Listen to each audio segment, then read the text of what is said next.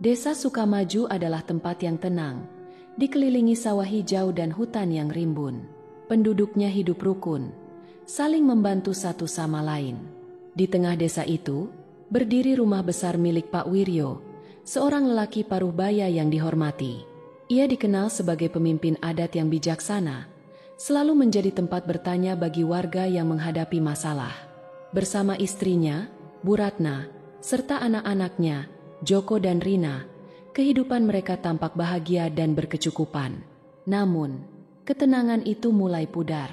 Kejadian-kejadian aneh satu persatu muncul. Awalnya, warga desa hanya menganggapnya sebagai musibah biasa.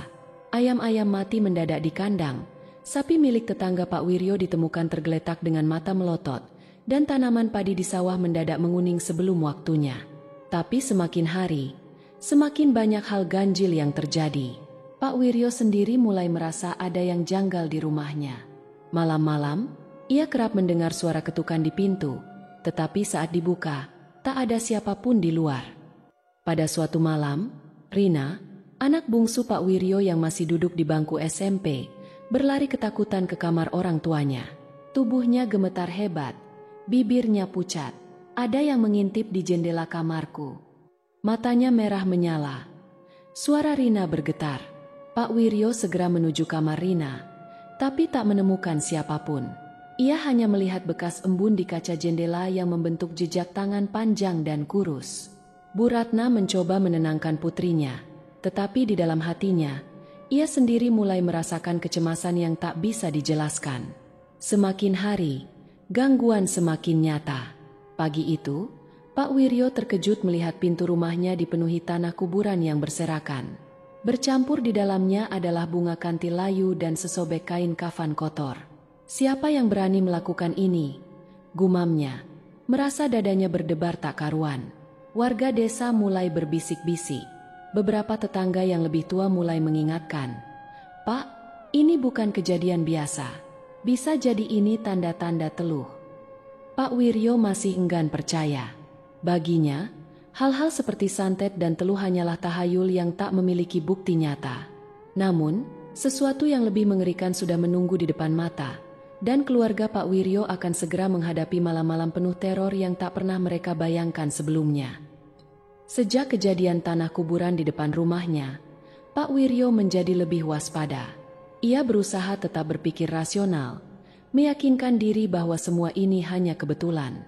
Namun, keyakinannya mulai goyah ketika musibah menimpa keluarganya satu persatu. Pagi itu, Bu Ratna terbangun dengan tubuh terasa panas seperti terbakar. Kepalanya pening, keringat dingin mengucur deras. Tetapi yang lebih mengerikan adalah bau busuk yang perlahan muncul dari tubuhnya. Bau itu begitu menyengat, seakan ada sesuatu yang membusuk dari dalam dirinya.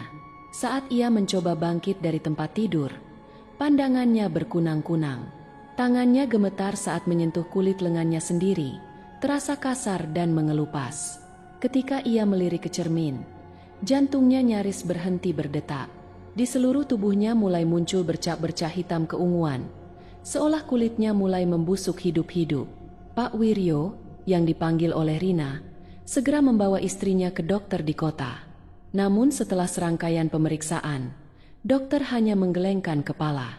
Secara medis, tidak ada penyakit yang bisa menjelaskan kondisinya, ujar dokter dengan nada ragu. Kami bisa memberikan obat untuk mengurangi gejala, tapi penyebab pastinya tidak bisa kami temukan. Pak Wiryo semakin resah. Di rumah, Joko mengalami gangguan yang berbeda. Setiap malam, ia dihantui mimpi yang sama. Di dalam mimpinya, ia berdiri di tengah sawah yang dipenuhi kabut. Dari kejauhan, sosok perempuan berambut panjang berdiri membelakanginya. Pakaian lusuhnya berkibar tertiup angin, dan ketika Joko mencoba melangkah mendekat, tubuhnya terasa kaku. Perempuan itu perlahan menoleh. Wajahnya bukanlah wajah manusia, melainkan tengkorak hitam yang dipenuhi belatung. Matanya yang kosong menatap tajam ke arah Joko, sementara bibirnya yang nyaris hancur bergerak tanpa suara. Setiap kali Joko terbangun dari mimpi itu, tubuhnya dingin dan keringat membasahi seluruh punggungnya. Semakin lama, mimpi itu bukan hanya terjadi di malam hari. Bayangan perempuan itu mulai muncul dalam kilasan di siang bolong, di sudut rumah, di balik jendela, bahkan di cermin kamar mandi. Sementara itu, kejadian aneh di rumah Pak Wiryo semakin tak bisa diabaikan. Piring-piring jatuh dari rak tanpa sebab. Suara ketukan di dinding terdengar hampir setiap malam, dan bau amis bercampur bunga kantil memenuhi lorong rumah. Pada suatu malam, Rina yang tertidur di kamarnya terbangun oleh suara bisikan di telinganya. Matanya terbuka perlahan, tubuhnya menegang. Dalam remang-remang cahaya bulan, ia melihat sosok tinggi berdiri di pojok kamar. Sosok itu tidak bergerak, hanya menatapnya dengan mata hitam pekat. Tiba-tiba, pintu kamar berderak terbuka sendiri. Rina menjerit, berlari keluar dan langsung masuk ke kamar orang tuanya. Tubuhnya menggigil hebat. Tangannya mencengkeram lengan Pak Wiryo dengan erat. "Pak, aku lihat dia," bisiknya, hampir tak terdengar. Malam itu, Pak Wiryo sadar, ini bukan lagi sekadar kebetulan atau musibah biasa. Sesuatu yang jahat telah masuk ke dalam rumahnya, mengincar keluarganya, dan ia harus segera mencari jawaban sebelum semuanya terlambat.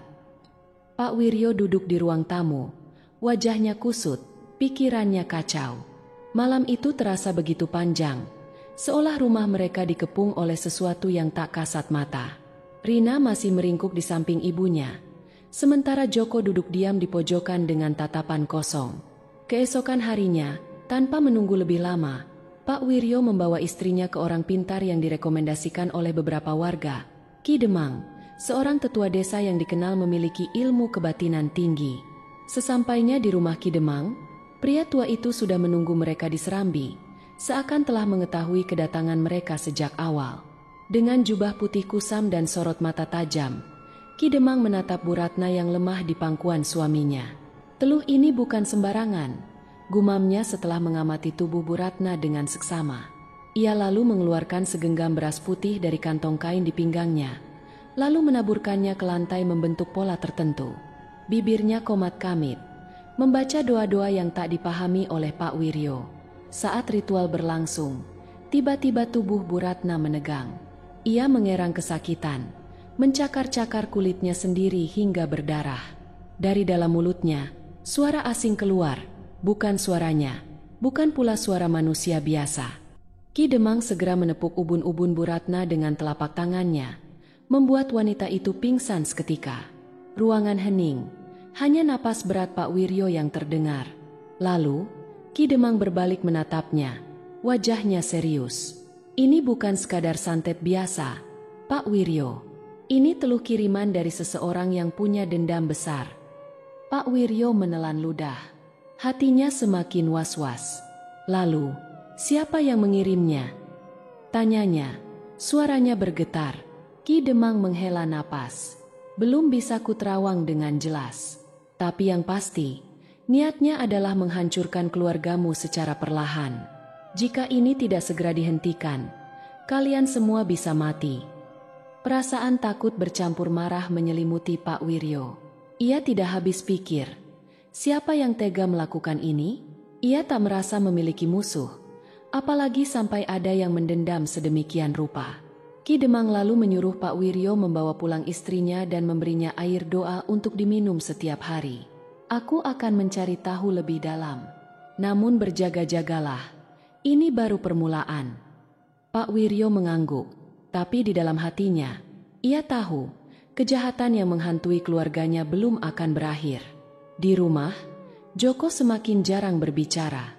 Wajahnya pucat, matanya cekung. Sejak beberapa hari terakhir, ia merasa tubuhnya semakin lemah. Mimpi buruk yang dialaminya kini berubah lebih nyata.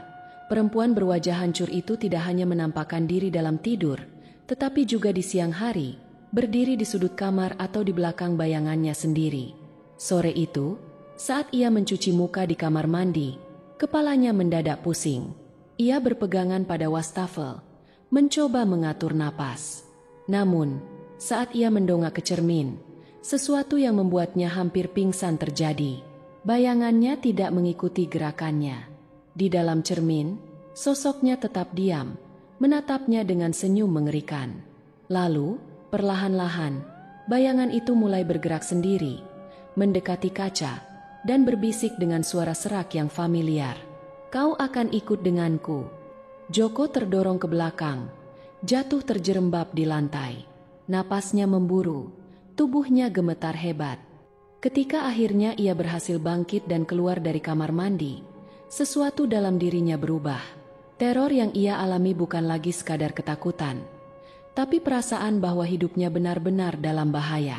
Malam itu, saat angin bertiup kencang di luar rumah, sesuatu berbisik pelan di telinga Pak Wiryo saat ia hampir terlelap. "Kau tidak akan bisa lari." Dan dari kejauhan, di pekarangan belakang rumah, sosok wanita berambut panjang berdiri memandangi rumah mereka, menunggu saat yang tepat untuk menuntaskan dendamnya. Malam di desa Sukamaju terasa lebih sunyi dari biasanya. Seolah ada sesuatu yang tak kasat mata menyelimuti rumah Pak Wiryo. Di dalam kamar, Bu Ratna terbaring lemah. Tubuhnya semakin kurus, kulitnya mengering seperti layaknya orang yang sudah mati berhari-hari. Meskipun ia masih bernapas, wajahnya pucat pasi dengan mata cekung yang tampak kosong. Setiap kali ia mencoba berbicara, yang keluar hanyalah suara rintihan lirih yang nyaris tak terdengar. Di ruang tengah, Pak Wiryo termenung di kursinya, kepalanya tertunduk dalam. Sejak Ki Demang memberitahu bahwa keluarganya menjadi sasaran teluh, ia tidak bisa tenang. Pikiran-pikiran buruk terus menghantuinya, tetapi yang paling menakutkan adalah kenyataan bahwa semakin hari, keadaan mereka semakin memburuk. Suara dentingan pelan mendadak terdengar dari dapur. Pak Wiryo menoleh. Matanya menatap lurus ke arah gelap di ujung lorong rumah. Jantungnya berdegup lebih cepat. Dengan langkah hati-hati, ia bangkit dan berjalan menuju sumber suara. Setibanya di dapur, ia mendapati sesuatu yang membuat bulu kuduknya meremang. Di atas meja kayu, sebuah mangkuk berisi air telah berubah warna menjadi merah pekat, seperti darah segar yang baru ditumpahkan. Tiba-tiba, pintu dapur berderi terbuka sendiri. Dari celah pintu, sesosok bayangan hitam berdiri diam. Tubuhnya kurus kering, rambut panjang menutupi wajahnya. Pak Wiryo tak bisa bergerak. Bayangan itu perlahan mendongakkan kepala.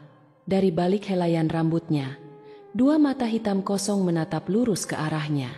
Wajahnya bukan wajah manusia, kulitnya pucat membiru, dengan luka menganga di kedua pipinya. Lalu, ia berbisik dengan suara yang menggetarkan udara. "Kalian harus membayar." Pak Wiryo tersentak mundur.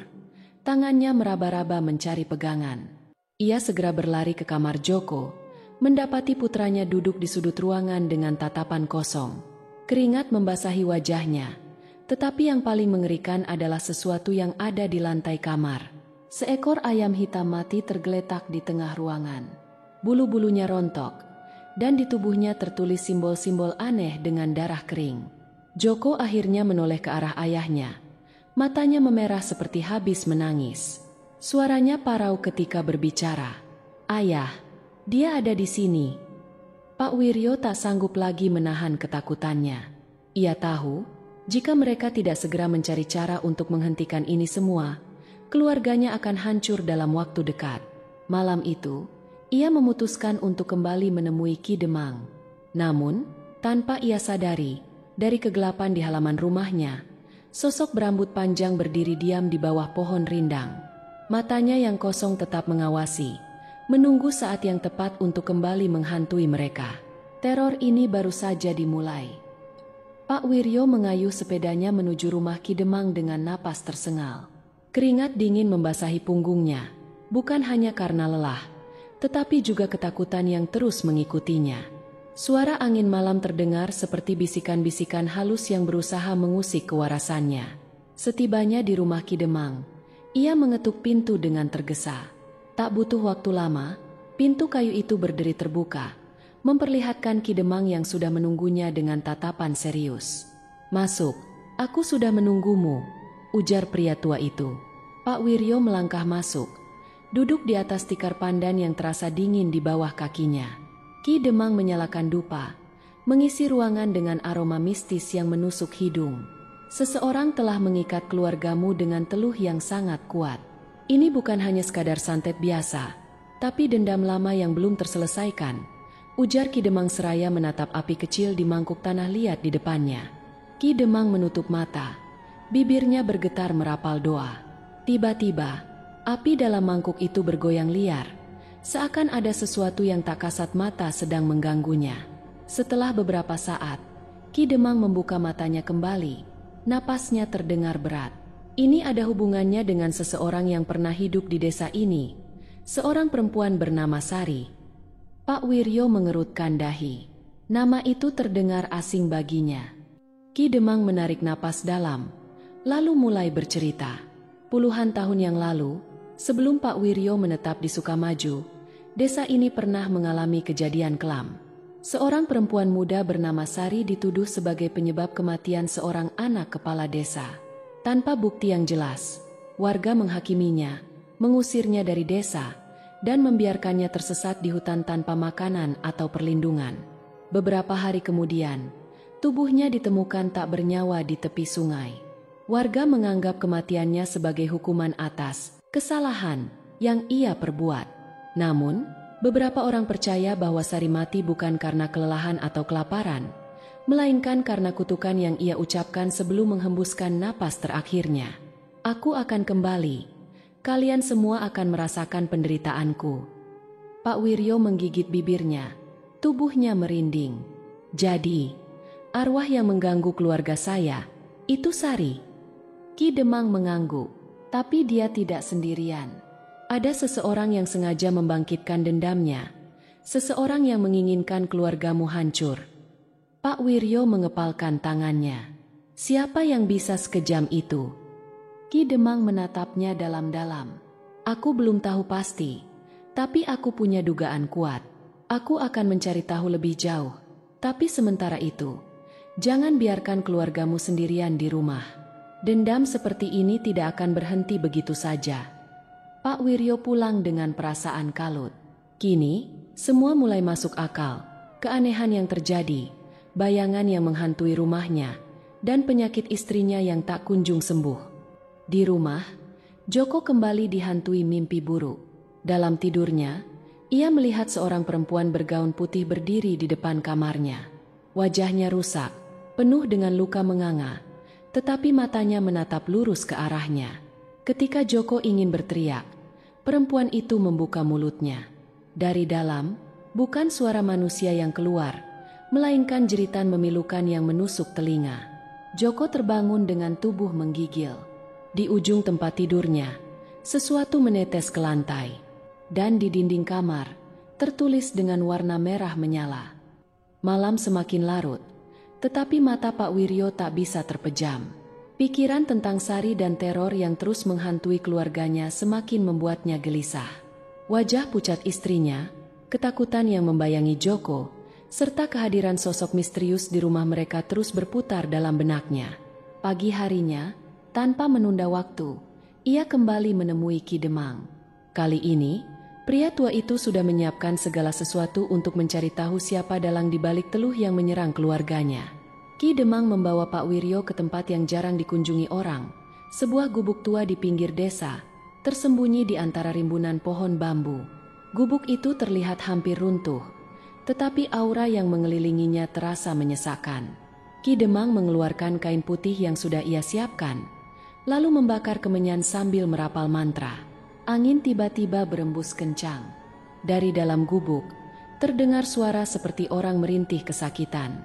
Beberapa saat kemudian, Ki Demang berhenti dan membuka mata.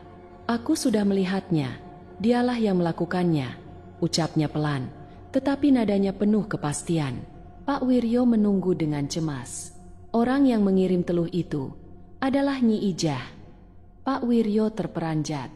Nama itu tidak asing baginya. Nyi Ijah adalah perempuan tua yang tinggal di ujung desa.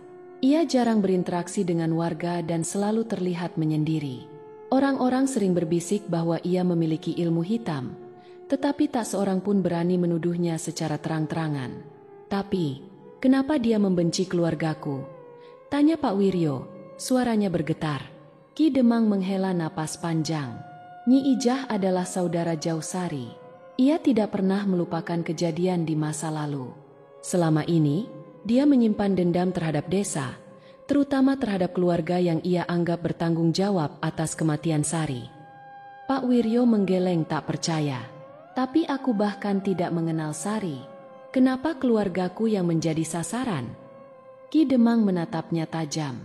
Karena kamu sekarang adalah orang paling berpengaruh di desa. Kamu dihormati, dihargai, dan keluargamu hidup dengan baik. Baginya, ini tidak adil. Dia percaya bahwa keluarganya hancur karena ketidakadilan yang dilakukan oleh desa, dan sekarang dia ingin membuatmu merasakan penderitaan yang sama. Pak Wiryo merasakan amarah dan ketakutan bercampur menjadi satu.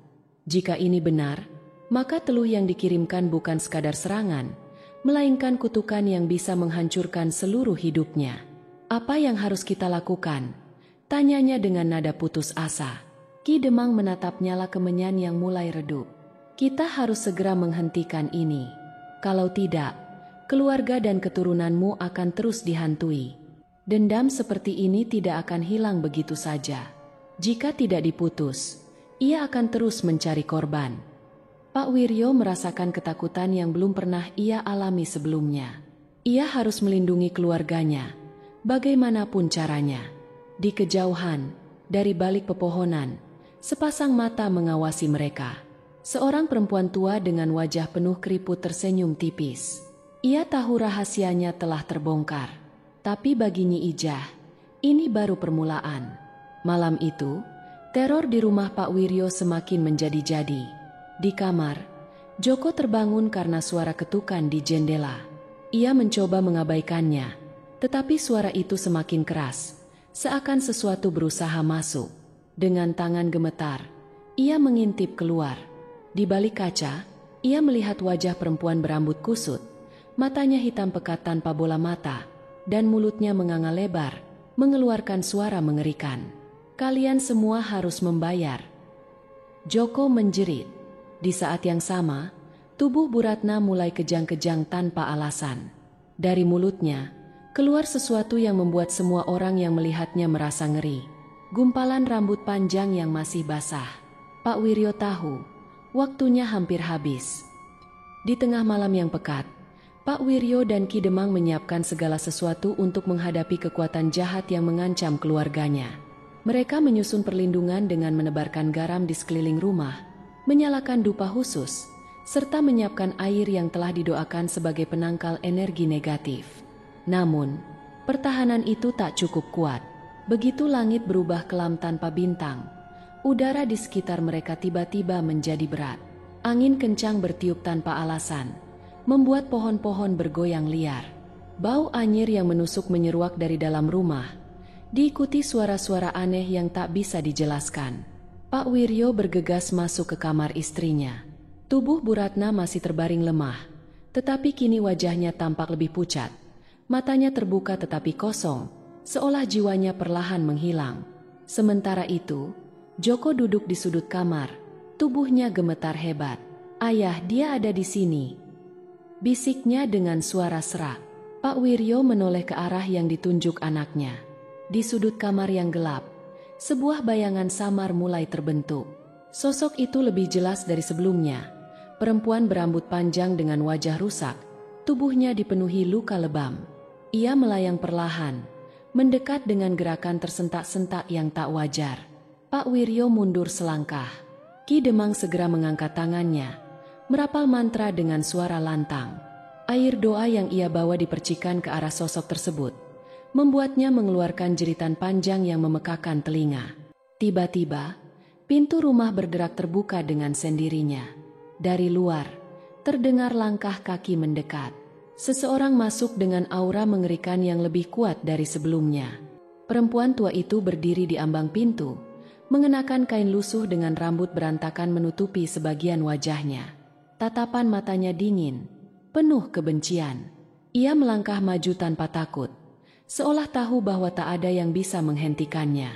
"Sudah terlambat, Pak Wiryo." Suaranya terdengar serak, tetapi mengandung kekuatan yang menggetarkan. "Kalian semua akan merasakan penderitaan yang aku alami." Ki Demang tak tinggal diam.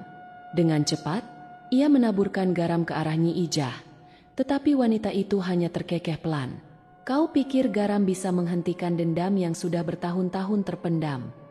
Tiba-tiba, tubuh Nyi Ijah bergetar hebat, seolah ada sesuatu yang merasukinya. Dari mulutnya keluar suara yang bukan miliknya, suara yang lebih dalam, lebih menyeramkan. Keadilan harus ditegakkan. Kalian harus membayar. Pak Wiryo sadar bahwa itu bukan hanya suara Nyi Ijah. Arwah Sari telah sepenuhnya menguasai tubuh perempuan tua itu. Ruangan seketika menjadi lebih dingin. Lampu tiba-tiba padam, meninggalkan mereka dalam kegelapan. Ki Demang buru-buru mengambil minyak kelapa yang telah disiapkan dan membakar sumbu kecil di dalam mangkuk tanah liat.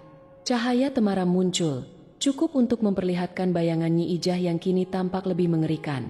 Matanya hitam sepenuhnya, mulutnya bergerak seperti sedang mengucapkan sesuatu yang tak terdengar.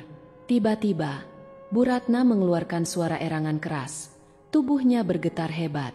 Dari kulitnya yang pucat, muncul garis-garis hitam seperti urat yang membusuk.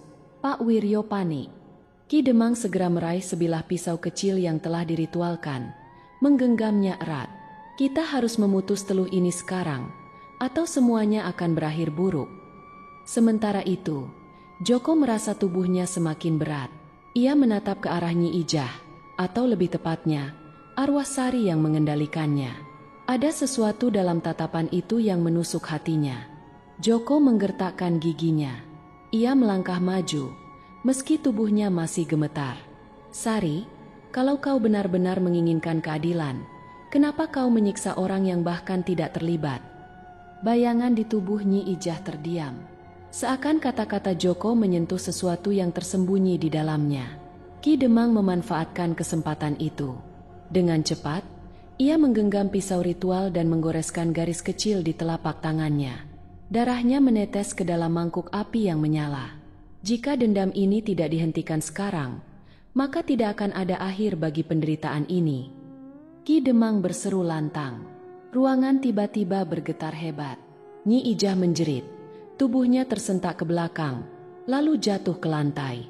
Sosok Sari muncul seutuhnya dari tubuh perempuan tua itu, mengambang di udara, memandang mereka dengan tatapan kosong.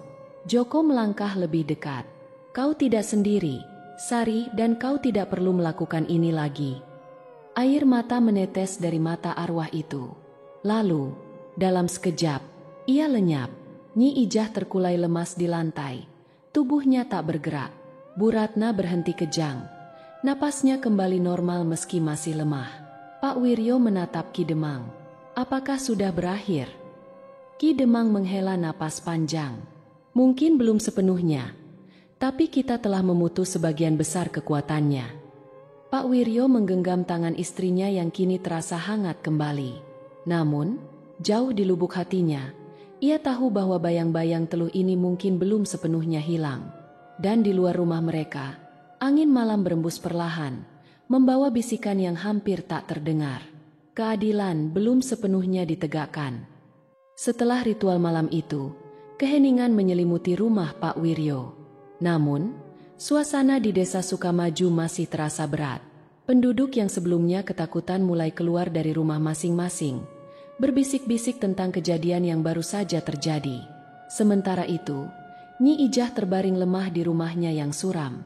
Napasnya tersengal, tubuhnya terasa seperti dililit rantai tak kasat mata. Sejak arwah Sari meninggalkan tubuhnya, ia merasa kosong, tetapi bukan dalam arti kelegaan. Justru, sesuatu yang lebih mengerikan mulai menghantuinya. Malam pertama setelah kejadian itu, Nyi Ijah tak bisa tidur. Angin dingin menelusup dari celah-celah dinding bambu rumahnya. Lampu minyak yang redup berkelap-kelip seolah hendak padam. Dari sudut ruangan, terdengar suara samar. Kau tidak bisa lari. Nyi Ijah tersentak. Ia melirik sekeliling ruangan dengan napas memburu. Namun, tak ada siapa-siapa. Ia menarik napas dalam, mencoba menenangkan diri. Aku hanya lelah, gumamnya, berusaha meyakinkan diri sendiri. Namun, ketika ia menunduk, jari-jari kakinya menyentuh sesuatu yang dingin dan basah. Perlahan-lahan, ia melihat ke bawah, dan seketika wajahnya memucat. Di lantai, genangan darah mulai merembes, membentuk pola tangan yang mencakar-cakar tanah. Dari balik bayangan, muncul sosok perempuan yang telah dikenalnya seumur hidup. Tapi kali ini, arwahnya tak sekadar marah. Ada kesedihan mendalam di wajahnya yang penuh luka. Kau mengikatku dengan dendammu, sekarang kau harus membayar harga. Nyi Ijah mundur, tubuhnya gemetar hebat. Aku hanya ingin mereka merasakan penderitaan yang kau alami. Arwah Sari mendekat, langkahnya tak bersuara. Dendammu bukan keadilan. Kau telah mengubahku menjadi alat balas dendam. Aku tak bisa pergi dengan tenang. Tangannya terangkat, menunjuk ke arah dada Nyi Ijah. Seketika, wanita tua itu merasakan sakit luar biasa di dalam tubuhnya. Ia jatuh berlutut, mencengkeram dadanya yang terasa seakan diremas oleh tangan tak kasat mata. Jeritan Nyi Ijah membangunkan para tetangga. Beberapa orang segera berlari ke rumahnya, termasuk Pak Wiryo dan Ki Demang. Saat mereka tiba, mereka mendapati Nyi Ijah sedang berlutut di tengah ruangan. Tubuhnya bergetar hebat. Bibirnya menggumamkan sesuatu dengan suara lemah, sementara air matanya mengalir deras. "Maafkan aku." Suaranya hampir tak terdengar. Ki Demang mendekat dengan hati-hati. "Kau harus benar-benar melepaskan dendammu, atau arwah Sari tak akan bisa pergi."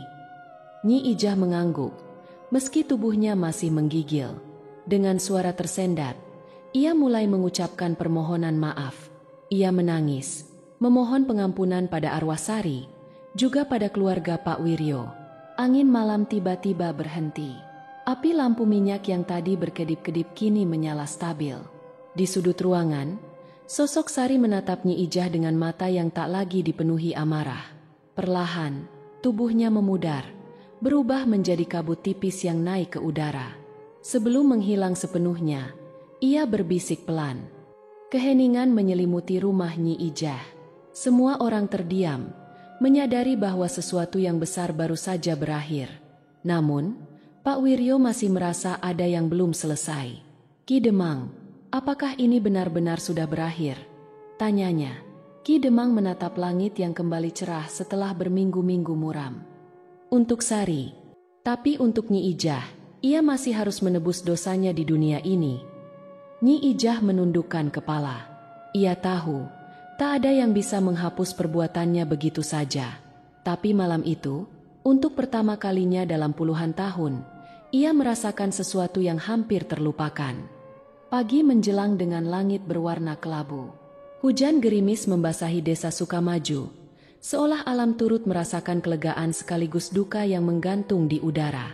Meski arwah Sari telah pergi, bayang-bayang kejahatan yang dilakukan Nyi Ijah belum sepenuhnya lenyap.